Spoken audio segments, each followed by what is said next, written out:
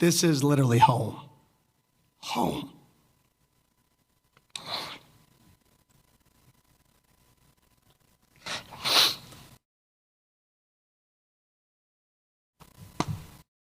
This place is special. This state is special. The people in this room are special. I got guys in my wedding right there. And this is my dream job. That's all I got. Kenny Dillingham, emotional in his introductory press conference at Arizona State, and boy, are Sun Devil fans fired up about this hire. They don't have to wait quite as long as everybody else to see him make his head coaching debut. Thursday, August 31st, ASU hosts Southern Utah. And then on week 2, Saturday, September 9th, it's Oklahoma State. Remember, the Sun Devils lost to Oklahoma State 34-17 in Stillwater last season.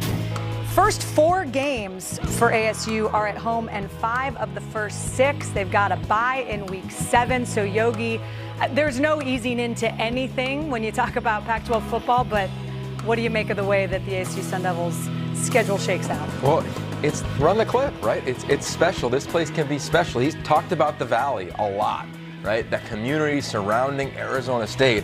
Will you get a chance to show out on a Thursday night, and then the games that you see on your screen, 5 of the first 6?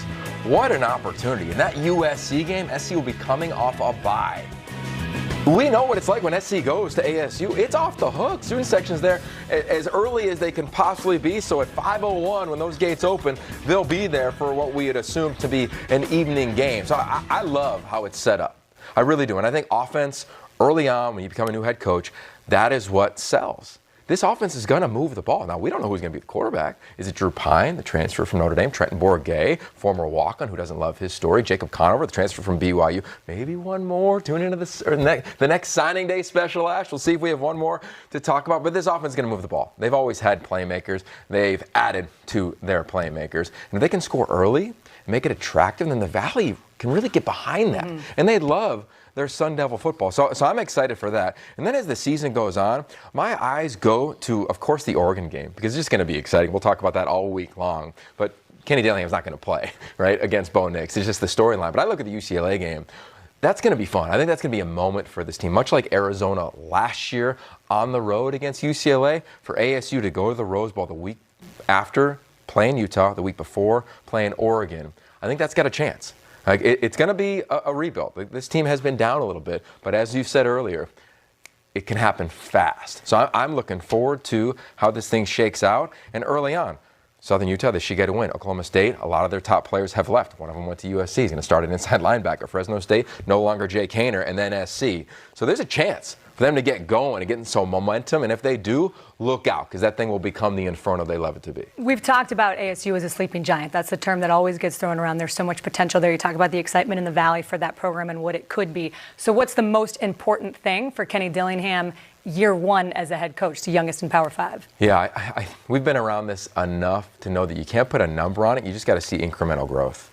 Because again, like I look at this list of these teams that we have, Colorado, Arizona State, I feel like we don't know a ton about them because of the roster turnover. So we got to find out what the makeup of this team is in spring ball. And then on May 1st through the 15th, the portal opens up again. How are they adding to that? And that's just the nature of what college football is. It's not just inherit the roster that we have and away we go. That's what they did when Herm Edwards became the coach, because the portal wasn't what it is today. So I wouldn't put a limit on them, and I wouldn't put a number on them. I want to see that thing grow, and I want to see who's going to be the quarterback. I want to see who's going to run this offense, because we know his offense will move the rock. We know the staff is loaded. Beau Baldwin is the offensive coordinator. Charlie Ragle comes on back. I mean, it's going to be a fun thing to track, because there's so much pride within the walls of that facility for the community.